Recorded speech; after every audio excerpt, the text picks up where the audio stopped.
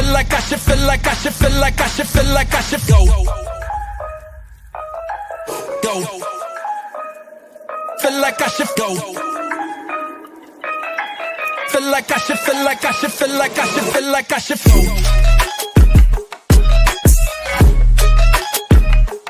Feel like I should go. Feel like I should feel like I should feel like I should feel like I should.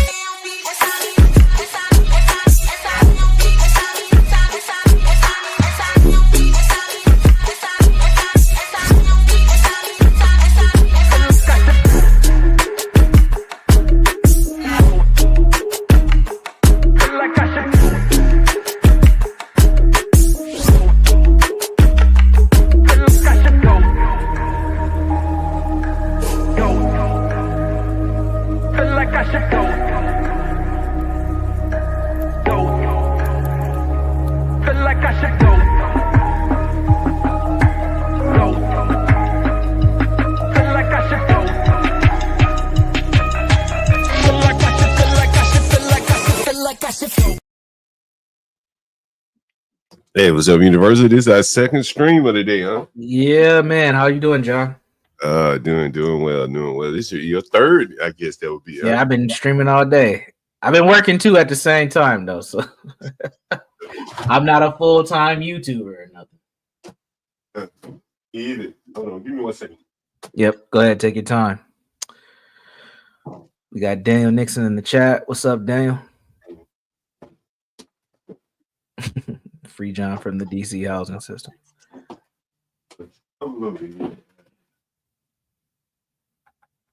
Anyway, yeah. So this should be an interesting stream. I sent this picture to a buddy of mine. Mm-hmm. I said, what do you see right here? And he said, man, I see 5 white guys in a stadium. That's what he said to me. I said, okay. And that's what you see. You got anything else? You any more time? And maybe you went into their draft status or something like that. And as I looked at the picture again, I noticed that they have Josh McCown as a QB coach. Yes, you may remember Josh McCown, and we went back and forth for a little bit about Josh McCown's his lineage and all that. Brother played in the NFL as well. Anyway. So what did you think when you first saw this picture, Universe? Well, I thought, man, that is a pretty white quarterback room. I bet you they get a lot of things done without a lot of hassle. I think that, they're studying film together. They're eating lunch together. Their families may get together for a fishing trip here in Minnesota or something. Yeah, that's what I thought. And, the Vikings have to, absolutely. Yeah, the whole different vibe, man. They're not dealing with none of the nonsense, oh, where's so-and-so? He was at the club last night. He coming in late. Like they're probably, Johnny on the spot, getting things done. And, and the Vikings have traditionally always had at least one black quarterback, like over the last probably 20 years or so. So this is a rare kind of occasion for us to have a fully white QB room. But, yeah, I think it's rare almost in the NFL today. Oh, absolutely. And if you do have a almost all white QB room, one of your quarterbacks is definitely pretty mobile. So, I think we're going to see a shift taking place, which we'll talk more about in a moment, of the more mobile dual threat quarterbacks being a permanent staple in the league. I think in this sense, it makes sense that they don't have a mobile quarterback because they can, run pretty much the same game plan, right? No matter what they throw in. One may be more effective in running the game plan, but they're not going to have a different set of plays. They're all probably right-handed, so they're all going to be throwing the ball, same angles, same spin, and everything like that. And I thought the same thing. I was like, man, these guys are really going to be hunkered down in the books. Film room, they're going to be getting along very well. They're not going to be any political disagreements, anything like that. It's just going to be one cohesive unit. Yeah, straight business. And then when you got the quarterback coach, he's also a former quarterback, comes from a family of quarterbacks. This gives this room, even though they may not be extremely talented, just raw skills. Two of these guys are first-round picks, right? least 2, 3, maybe 3 of them first round picks. 3. All 3 are first round picks. Sam Darnold, Daniel Jones, and JJ McCaffrey. Also, the head coach is an offensive coach as well. Also, the head coach is an offensive coach as well. And was he a quarterback? I'm not sure. I don't think he was a quarterback. I don't remember. Let me. You have a little bit. Okay, yeah. But yeah, Kevin O'Connell. But there's 6 quarterbacks in the room. Yeah. And I think that's why Sam Darnold is playing so well. Yeah. Yeah. This team is 12-2 right now. And, I think a lot of it has to do with these old, experienced quarterbacks. If they can find the right coaching and everything like that, they're going to have quite an advantage over some of these younger players that don't have the fundamentals. They have the raw skills. They can throw the ball 100 miles an hour. But I don't know if they have the raw skills. And we talked about a video earlier of Sam Darnold making a throw. You remember that throw? Yes. We talked about it. Show much of it. And, one of the first videos I did here was a Lamar Jackson throw, which was almost very similar in the same part of the field and everything, and he couldn't make the throw. Correct. And let me see if I can pull up that Darnold. Do you remember that throw? I remember that throw. It was more or less a none. Yeah, it resulted in a touchdown. And one thing you'll notice about, I'm not gonna let the cat out the bag. Let's watch the video. You're gonna notice something very interesting about the release of the ball and who the target is. We'll see if the audience catches it. Yeah, so I'm gonna maximize it, and I'll probably go clip by clip. Sure. Since we can't really play it, right? And so here's the initial set here. Yep. And that's 5 seconds in. So we might need to go 2 seconds in. That's 1 second in. And you can see he's here. Looking at this open. Right here. Yeah, right here. Great place to stop. Right. This is a great angle to watch mechanics. First, a couple things I noticed from this, and this is just my football brain. The offensive line is doing a good job at protection. Even on the left tackle who's covering the edge rusher who beat him, he's still keeping this quarterback in the pocket. That gives Sam Darnold a lot of time to, just work his mechanics. Sam Darnold's already in throwing motion right now. He's about to lead off that back foot, hop forward with his arm in motion and throw. One thing you don't see here is who he's about to throw it to, which is why this pass is such a good pass. And also look at the pocket he's throwing the ball into. There's no defender. There's no defenders there. He's got a clear sight to land a touchdown. And another second up. See, he's already in throw motion. Ball's almost out.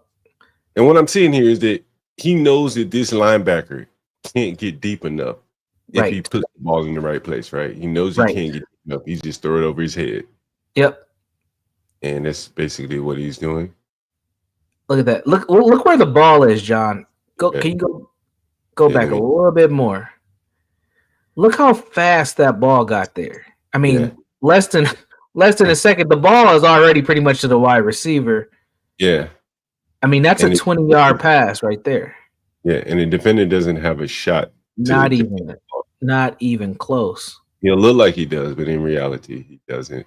I don't even know if we can get in there. He swats at the ball there. This is very similar to that Aaron Rodgers pass. Where he got the ball right over this guy's shoulder and right into the man's hand. Yep. And great catch, all hands. He also threw his wide receiver open, even though he was open. He threw him open. And boom. There it is. Right. Now remember, this quarterback was a wash, right? Yeah. He was Sam Darnold the number 1 pick? I know he was top 3 for sure. I think he was for the Jet. And people thought he was a bust, but he's now leading a team with 2 losses and going to the playoffs. Mechanic and system. I want to see if I can find that play for you that Lamar could not throw. I mean, there's so yeah, I remember you sent. I think you might have emailed that one to me. I might be able to find it for you. I think I found it. No, I didn't find it.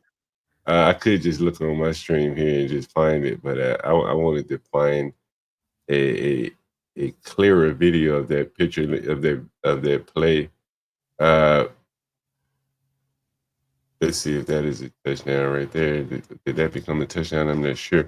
But either way, I couldn't find that one. But here's another picture that we talked about here. Let me see if I can find it for you. Let me get it up. Thought I had it up here. Give me 1 second. Here it is. Yep. You know what I'm looking for, right there? Cleveland Browns. QB room here. Let's see what the Cleveland Browns. Yeah. What do you think we're going to see there, Universal? We're going to see D Browns. I know I had a better picture of that somewhere. Where did I put that picture? The depth chart. Matter of fact, let me send my picture. They're saying QB, perfect starting QB for Browns, officially on the trade block. Who in the world could that be? But let me pull up this picture of Jameis Winston here. I'm sorry, of the Browns. Give me 1 second here. I don't know where the hell I put it, but I have it here. So give me 1 second. This is Jameis Winston. Did you hear his latest comment? And I wanted to add this into what we're discussing here. But before we go there, so back to that throw, right? Yep. I think their locker room, that QB room with all of those guys there, gives him the confidence to throw that ball. I don't think many players would have the confidence to throw that ball just in general. But with him being in the locker room with those guys where they're not backstabbing him, trying to undermine him for his position, I think he feels comfortable throwing that ball. Yeah, he's playing the system, right? Yeah. You can just tell by the mechanics. 3-step drop, boom, get the ball out. He's doing what he's been, coached to do all season. So he has a lot of confidence throwing that ball because he's been making it happen probably in practice and definitely as we see in games. That's all mechanics. That comes with O'Connell believing in him as the quarterback. When they signed him last year, they said he's going to be our starter, even though they knew they were going to draft a QB first round because they knew he had enough to work the mechanics. So they drafted him last year? Well, not drafted him, but they signed him last year? They signed him. Yeah, he got signed to a 1-year deal. I thought it was a 2-year deal, but it's actually a 1-year deal. Wow, he's going to cash in like Kirk Cousins, huh? Yes, he is. But I guarantee you his next team is going to have a similar dynamic as the Vikings do if we don't keep him. You think he comes back to Minnesota? If he was smart, he would, because I think starting a rookie off of an injury like what McCaffrey had is a bad idea. I think he could probably make some Kirk Cousins bank here, and I would sign him for a 2-year contract and get the rookie ready in the background. Now, here's the Browns QB room, right? You see this? Yeah, I don't know if these are mug shots or no, I'm just joking. But yeah, this is these are the Browns as the Browns quarterbacks. We have Deshaun Watson, Jameis Wilson, Tyler Huntley, and then I forgot this dude's name. I remember him from UCLA. I can't read it from here, but I know his last name is Thompson Robinson. I think his name is Dorian. Dorian. Yeah, Dorian Thompson Robinson. He from UCLA. And so what do you do there? I see. Well, now 4 backup quarterbacks in a row, and honestly, I see really probably 3 mobile quarterbacks and Jameis Winston who can move his feet, but is not a mobile quarterback. No one has a really big arm in this room either. Deshaun Watson maybe at one point, but not today. What do you think the film room is like with these guys? I think it's like a future music video. You think that's what it's like in a future video? Yeah, I think they're having a good old time. I would love to see who the coach is. A lot of praying going on, maybe. A lot of praying. Yeah. I am a better player, but in times like this, it's an opportunity to continue to glorify the Lord, even through the toughest circumstances. I know I'm better than this. I know. I'm just praying for the Lord to deliver me from pick sixes. I am delivered. That's funny. He wants the Lord to deliver him from pick sixes, but he keeps delivering pick sixes to the other team. It's people out here with cancer. Oh. Hey, here's something that he has all the control over. Just don't throw the pick six. He praying for the Lord to deliver him from pick sixes. Let me ask you this question. Yeah. Now, Lamar Jackson clearly has played much better than Darnold. Yes. But Darnold, is on a 12-2 team, just like Lamar Jackson. I think Lamar Jackson's team is about 12-2, right? Mm-hmm. And I'm looking at the stats, and they aren't off by much. Yeah. Darnold has thrown quite a few more interceptions. Relative to Lamar, he's only thrown 3 or 4. Yep. And I think Darnold has thrown 11. That's quite a bit of interceptions to Lamar's 3. Mm-hmm. It just saying, other than the interception where he may be taking a little bit more risk, and I wonder if those were early in the season, he may be coming on just at the right time. That Darnold, it very well could be interesting. So, go ahead. I was like, I'm looking at the passing leaders right now. They are literally neck and neck. Lamar's just beating them out just by a few yards, few percentage, barely, not even 1 point percentage. Put that up, yours. Put it up, yours. All right. Let's see if I can zoom it in too. May have to make it bigger. Yeah. All right, I'm sharing it now. Yeah.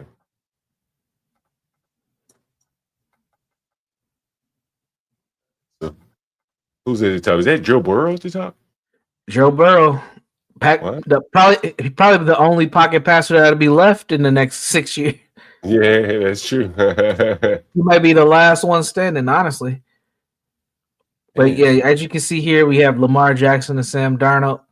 Lamar's got 3,580 yards. Darnold has 3,530. He's averaging 8.9 passes per attempt, yards per attempt, 8.3. Darnold's thrown more passes at 426 versus 404, but completion-wise, they're almost, they're literally neck and neck here. 6.81 versus 67.6. Lamar's throwing more touchdowns. These are MVP numbers, by the way, folks. Sam Darnold's 29 and 11 interceptions. And this is really the telltale sign here, and kind of surprising, honestly, John. Lamar Jackson's actually thrown some 20+ yard passes. He's getting the ball down the field. I mean, this is not far off. And he has more 40-yard passes than Sam Darnold.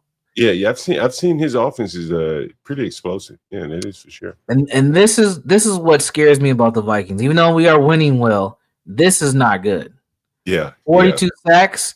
Look at Lamar Jackson. Now, Lamar Jackson is mobile, so he can escape some of this too. But this is not good.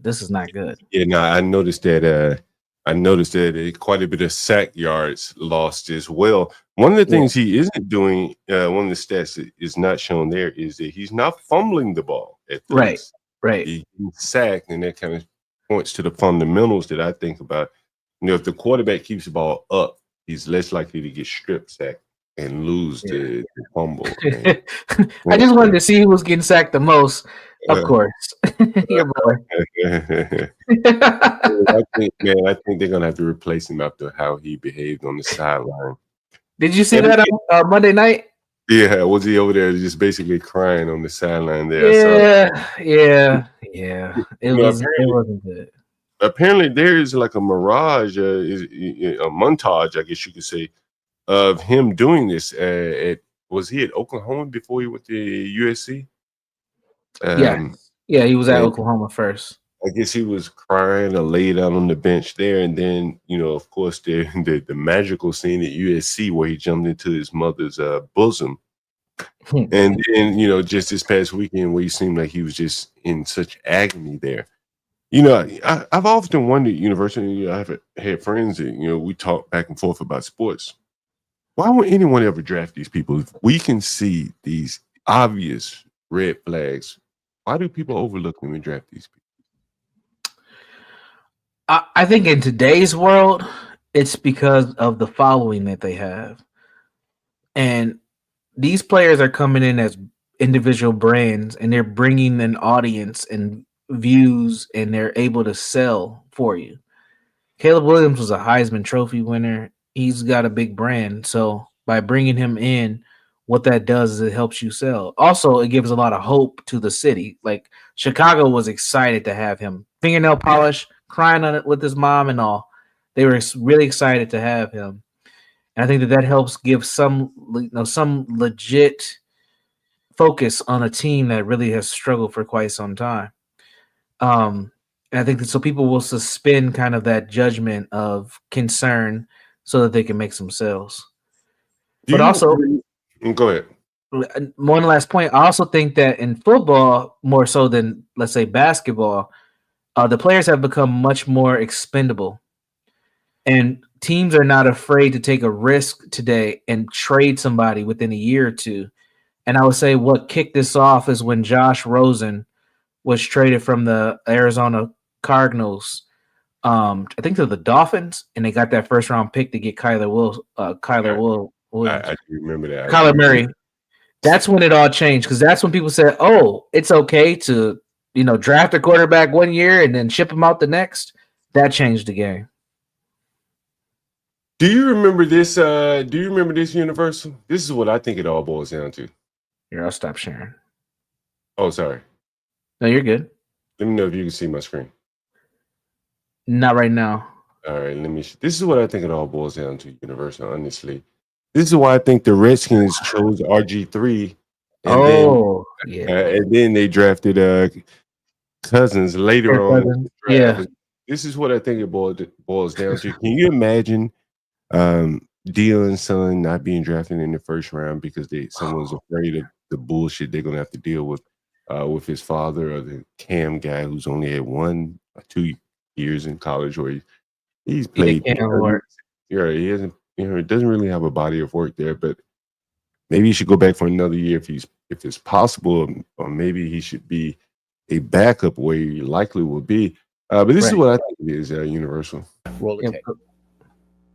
I'm sorry to say this. I don't think he's been that good from the get-go. I think what we have here is a little social concern in the NFL. I think the media has been very desirous that a black quarterback do well. We're interested in black coaches and black quarterbacks doing well. I think there was a little hope invested in McNabb, and he got a lot of credit for the performance of this team that he really didn't deserve. You remember that, Universal? Yeah, I'm old enough to remember it, yes. And I know that there's a book. Have you ever read the book or heard of the book $40 Million Slave? No, I never heard of it. It actually talks about this. It references this point that Rush Limbaugh is making. But it's a legit point, and I think time has proven Rush Limbaugh to be right over the last 21 years, is that when you do have the black quarterback, the mobile quarterback, especially in the social media era, you do have social concern. We got to be honest. We don't see the same issues and concerns with white quarterbacks. We just talk about quarterbacks, nobody else. Right. We don't see the same issues and concerns as we do with black quarterbacks. We just don't. Whether we're talking college or high school, or college or NFL. You remember when RG3 got hurt and his father started calling Shanahan a racist? Yes, I do. You shouldn't have put him in there. Yep. I think he called the doctors racist too. And then do you also remember that when RG3's career was on his last legs, and this is what he told him. You see this? Do not go to a place where he's expected to be a drop back passer. Shanahan said he told Griffin he needed to go to a place where the fit was right. In other words, do not go to a place where he's expected to be a drop back passer. And why do you think he told him that? Because he's not a drop back passer, and he doesn't possess the skill set to be that. He's going to always rely on his legs, to his athleticism, we'll say it that way, to carry his ability to be a wide receiver. It worked for him. That's how he became a Heisman Trophy winner. In reality, he really doesn't have the fundamentals of a quarterback. Is that fair? Correct. Yeah, especially at that time. I think that was the turning of the dual threat quarterback. Even though we've seen it before, that was when it became more prominent with analytics and passing the ball and all that. I think that I remember when I tried out for football. I may have been like the 8th, 9th grade, Mm-hmm. and I've been playing quarterback up until that point. And so they say, hey, all you guys get a football, throw it. Let me see who can throw it, the farthest, right? Mm-hmm. And I'm a smaller guy. I'd never been taught how to throw a football up until this point, really. No formal type training. And, the mechanics of throwing a football. And so this is in the hood, and I didn't throw it as far, so they chose the guy who threw the ball the farthest, right? Mm-hmm. And I think that some of that has played into what you see a lot of these players now. You remember the Dante Culpeppers of the world. Oh, yeah. He could throw the ball 70 yards, but he couldn't read the defense to save his life. He sure couldn't. Just throw a deep ball. Pretty guy Randy Moss was out there. Right. And that may play very well up until the pros, and then you get exposed, right? Because they're going to make you read the defenses. Right. And I think that locker room full of Darnolds and the other guy, they're going to be there reading that locker room, reading that film. And right. And they're going to be able to, not expose their tendencies and probably figure out the tendencies of the defensive coordinator there, I would imagine. Mm-hmm. Yeah. Anyway, it's very interesting. You know what, John? Well, we'll prove that point, and we may see it before the season's over. I hope not. But the person on this list right here that will prove that point is Daniel Jones. If he gets some playing time and we see him show anything better than what he did with the Giants, that's going to prove everything we're saying. Yeah, I think I don't think he'll get to play though. I hope not. That would prove. I don't want to see if that theory's right or wrong. Not this season, maybe during preseason. But I think he will be the telltale if what we're saying is correct. I think Sam Darnold proves it enough that it gives us some credibility to what we're saying. But think about how bad Daniel Jones was. Now these other two dudes have been backups for a long time.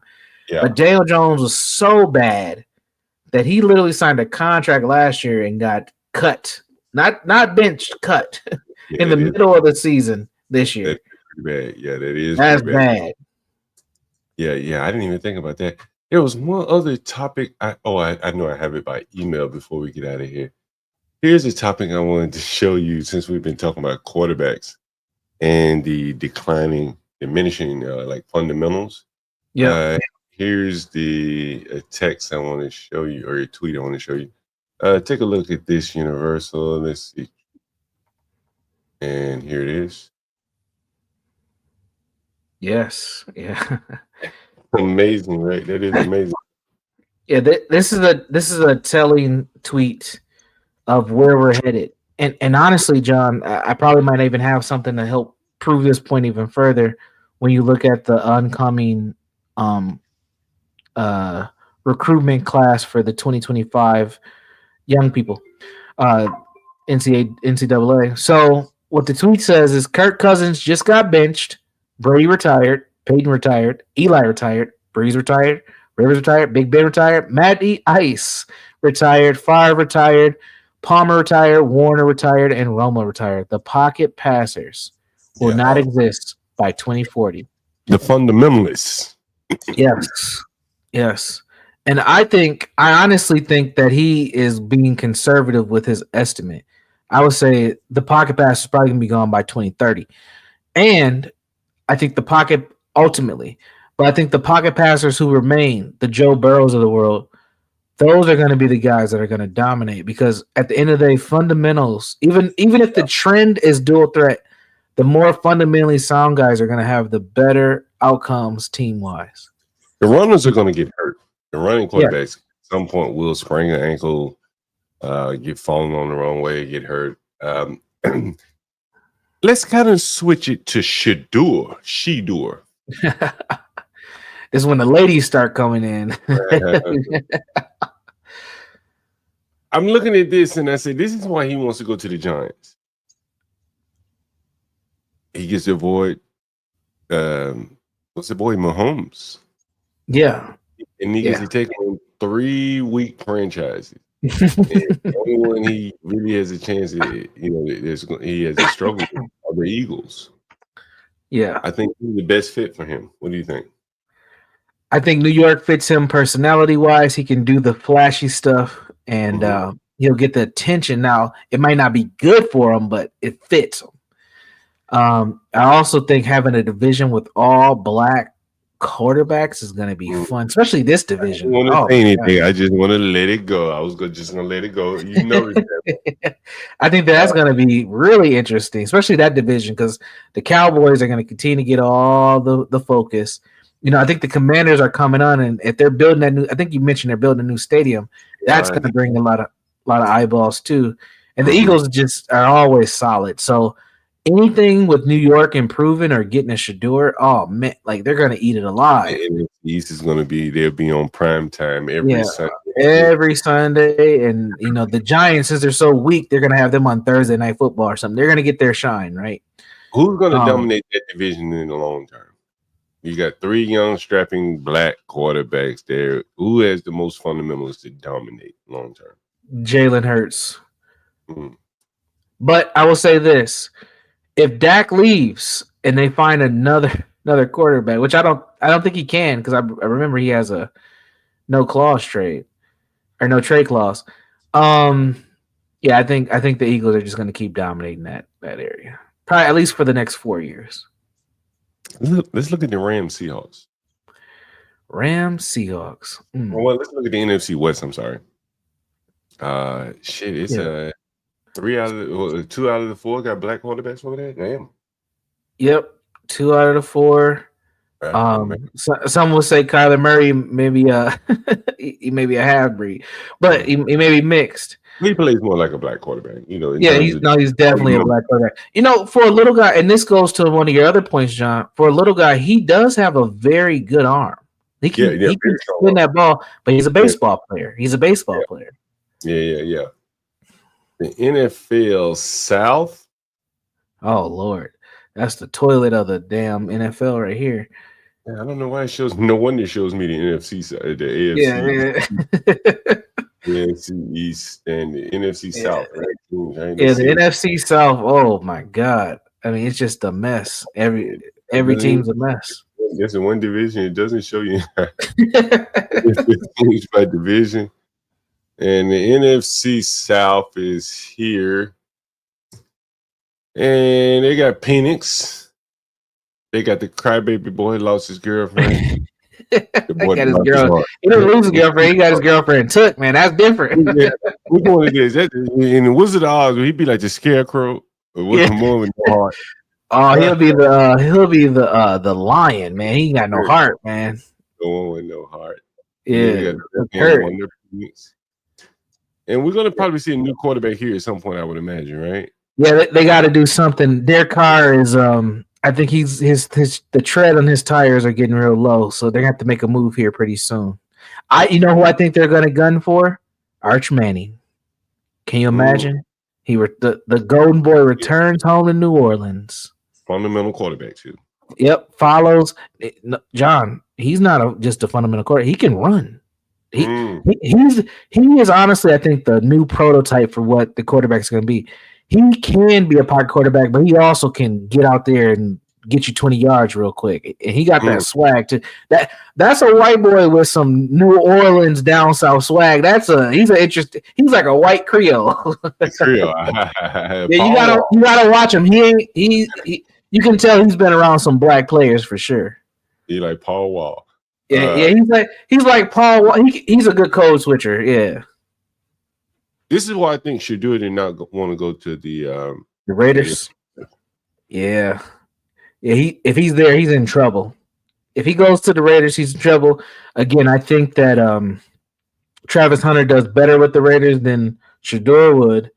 It's a better fit, I think, for Shador because he still get the attention being on the West Coast, but it's not as loud as New York.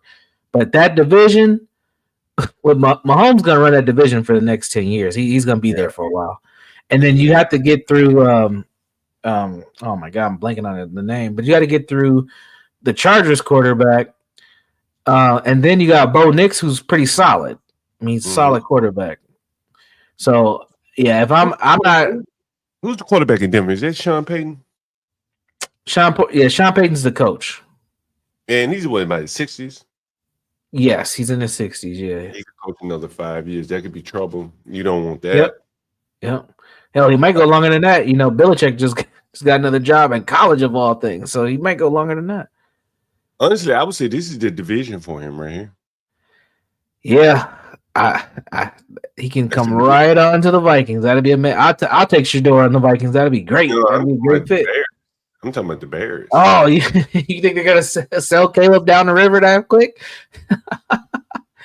Chicago would be a good enough fit for him. I can see him being there. I just think Chicago's just their whole dynamic is bad. From the coaching staff on down, I don't think they have the right system. I don't know. They're just bad. And I don't think he wants to be here with Stroud. No, I would avoid Stroud, but and even to a certain extent the Golden Boy. Yeah. You never know when he could turn it around. I just don't think Tennessee's a good space for him, man. He'll be a king there, but that's not the team for him. Not a good space. No. Here, nowhere either. No, I would if I was him. This is like the AFC West, another one I would avoid, and simply because you have Lamar and Burrow, but the way that they are, yeah, forgot about that, yeah, but the way that the Pittsburgh is surviving with Russell Wilson might have another year or two in him. Is he playing over the other guy? Yeah, he's playing over. Oh my God, I can see his face. I can't think of his name. Justin Fields. Fields, yeah, he's playing over Fields, but I also think that Tomlin can get something out of Fields that he wasn't able to get in with the Bears. So I think that those three teams are kind of locked with quarterback for now. We'll see what Fields turns out to be maybe in a year or two. The Browns, they need Jesus. That's what they need. They need a divine intervention. Shador won't be able to help them. So it's Ohio, for God's sake. So if Shador goes to the Giants and Cam goes to, let's say he goes, where does he go? Shoot, probably one of those AFC South teams, to be honest. I guess Tennessee has the next. Who has the next worst record? What are the NFL standings?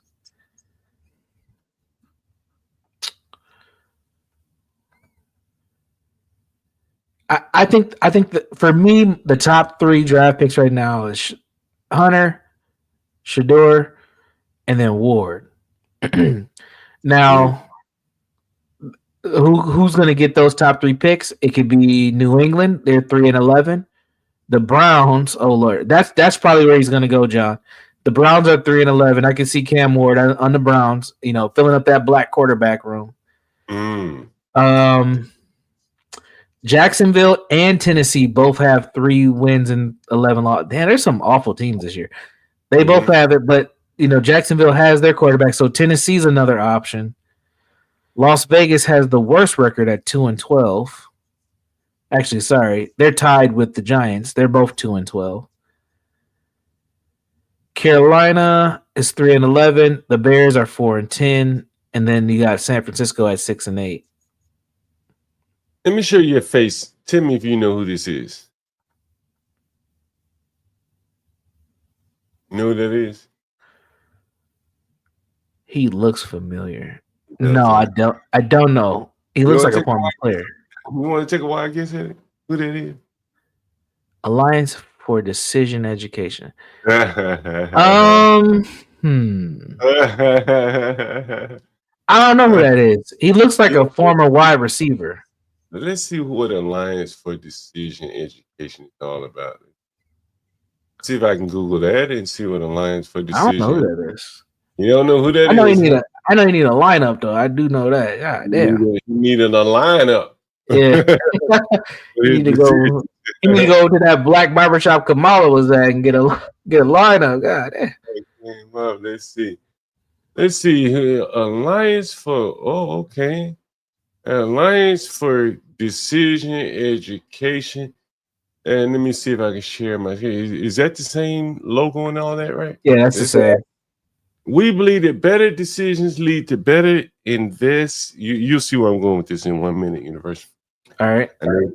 We believe that better decisions lead to better lives and a better society. That's why we're bringing decision education to every K through 12 classroom in America. Blah blah blah blah blah blah blah blah blah. And let's see.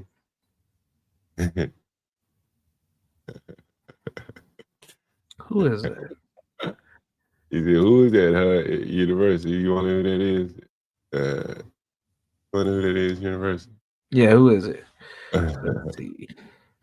Andrew Berry. Is that Marion Berry's son? No, that's the GM for the Browns. Oh, okay. You didn't know that, did you? No, I did not. That's probably why they got a black quarterback room. The youngest general manager in NFL history, he is reshaping how many view football by blending analytics and research with personnel management. Universal, I ask you again. When he saw that picture that I sent you, Universal, what do you think he saw? The Vikings photo or the Browns one? Yeah, if he saw that picture that I sent you of the Vikings quarterback room, what do you think he would have seen? He would have seen white. He would have seen white supremacy. He would have seen no diversity in the locker room. He would have seen, the old NFL. He wants to bring forth the new version of it, the new vision of the NFL. Which is this right here? What you talking about? Which is this? Yeah, which is this right here? This is the new NFL. A bunch of risk. I mean, honestly, and granted, they're just all black quarterbacks, but this quarterback room is a bunch of risk. Character flaws. I mean, from at least every last one of them, literally. The lead dogs, at least, are character flaws, correct? Yes. Jameson, Deshaun, they can't tell anybody else anything in that room. Mm-hmm. Even in the entire locker room, if they try to discipline the locker room, they can't even do that, I don't think. That would be my thought. No, none of these dudes, no. Right. If they say, hey, man, we don't need to stay out all night, somebody's going to respond, boy, use it, strip clubs, at the massage parlors, right? So they don't have like what I call the moral authority to even maintain. And Jameis is gonna come from the religious angle. A lot of the players ain't gonna be listening to that. Like he's probably gonna get about 30% of the locker room with that. It very well could work if he were able to play better. But they're gonna respond, why doesn't the Lord help you play better? I'm playing. Deliver me from throwing pick sixes. Deliver me to catch some pick sixes. Some of the ones you throw. Maybe the other people are praying to catch a pick six from John. Yeah, I guess he never thought about that side. Yeah. No, I actually have thought about that because I always thought it was weird when like the game's on the line and one team's getting ready to kick a field goal to win. Both sides are praying at the field goal. One goes in, one doesn't. Who's God gonna favor in that moment? I always thought that like this is the stupidest. Even when I play football, I'm like, I got half my teammates over here praying. I'm just like, I hope this motherfucker makes the kick. That's what I was hoping. Hey, I guess James is he run out of prayers. His prayer ain't strong enough, I guess. Anyway, man, very interesting, man. I think for the savvy GM, and I've said this for a long time, I think for the savvy GM, if he can find him a player with solid fundamentals and build a solid QB room, film room, where the other guys in the room can help him analyze what he's seeing on the field, where he can see it just a little bit faster. I think that's going to be an even bigger advantage over the mobile quarterback. Oh, absolutely, absolutely. You add in the mobility, I guess it's great. But if you can stand in the pocket and deliver the ball and not be forced in a corner by the defensive coordinators, I think you'll be able to play in the league a long time. Yeah, I think the quarterbacks that will survive long term, running is going to be the third option. Yeah. First option, rely on mechanics. Second option, throw the ball away. Third option, run. And that's why I think Arch Manning is he's going to be the prototype for the next type of quarterback for this league. Very interesting. Who would you draft between Shador and Cam Boy? You say you haven't seen much of him. Oh, I'm drafting Shador all day. Shador based on what? Character issues and all. He's just a flat better quarterback. Cam Ward is good though. I've seen enough, but I think Shador is just more polished. And I don't know if that's because of his dad or what he was doing with Brady, but he's a damn good quarterback, man. The off the field shit gets in the way of his actual play, and I think a lot of people don't pay attention to his play, but he's good. He's really good. Franchise quarterback, yeah, Nick. Damn, so I'm gonna give you a direct answer. I'm gonna give you a short answer and a long answer. Yes is my short answer, but I think it depends on the system that he falls in. That's gonna make or break it. If he falls to someone like a Josh McCown, which I don't think that's the right quarterback for Josh McCown, but just a team that has an offensive minded coach like a Shanahan, and that has an offensive coordinator that can scheme for him, kind of like what they did for Lamar Jackson, to be honest. Right. I like that idea. I think that'll work best for him. If you were Shanahan and you're looking to have to pay Purdy $60 million a year, do you go in and get? Hell no. I'm not paying Purdy $60 million. I'm letting Purdy go. We can find another Purdy. Do you get Shador? Do you go for Shador? Oh, I would. Yeah, I would. I think that that'd be a great fit for both directions. I think so. I think that's a perfect fit. He's a Cali boy. He's not from Cali. He's from Texas. But that California lifestyle will be just good. It's not quite LA, but the tech sector would eat him alive. Can you imagine the endorsement deals and the amount of attention that stadium's going to get just for having him in there? And he could bring Dion from time to time. Yeah, that's an amazing fit all the way around. And Dion did with a Super Bowl there. Oh damn, I forgot. I didn't even think of that. Yeah, Dion was a 49er himself. Yeah, that's an amazing fit. I don't think they're gonna be able to lose enough games between now and the end of the season for it to happen. But shit, if he slipped in the draft, they would be stupid not to trade him.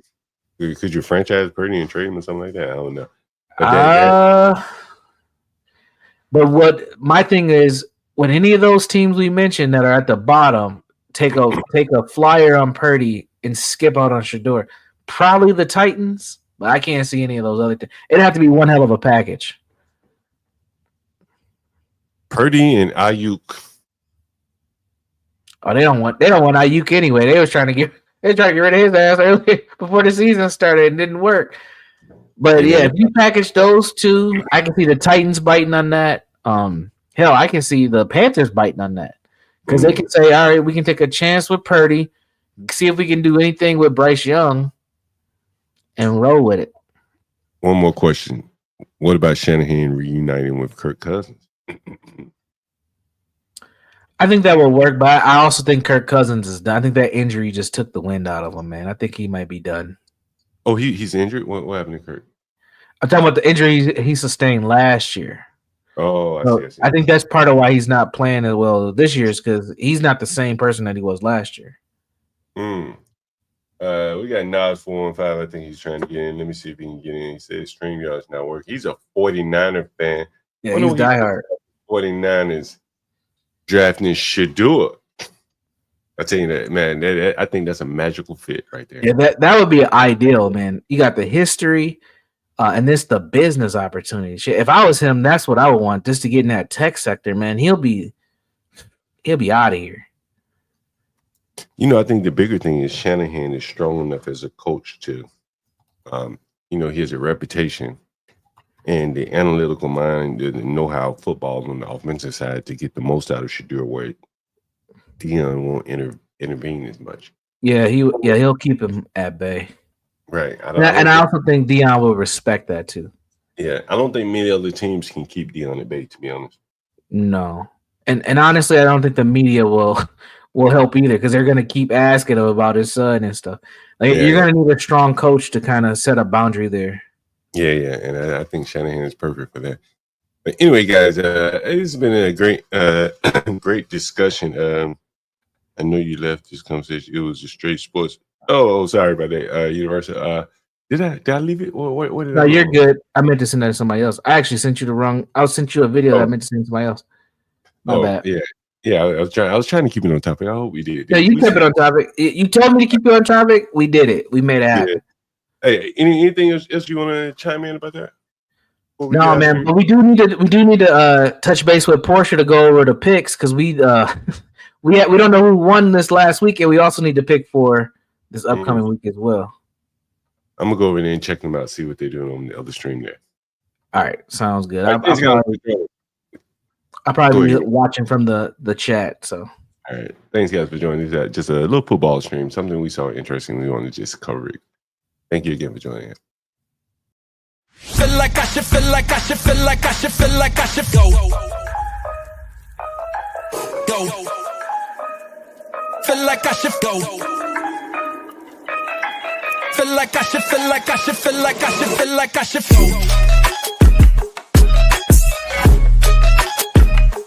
Feel like I should go.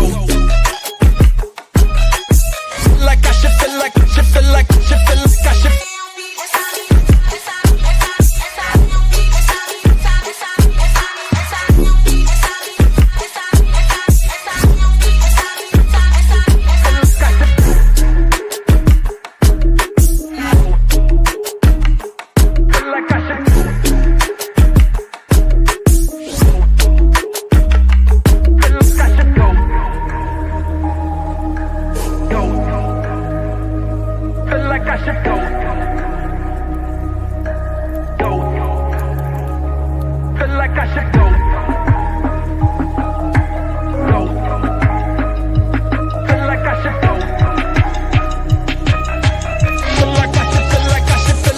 Feel like I should go.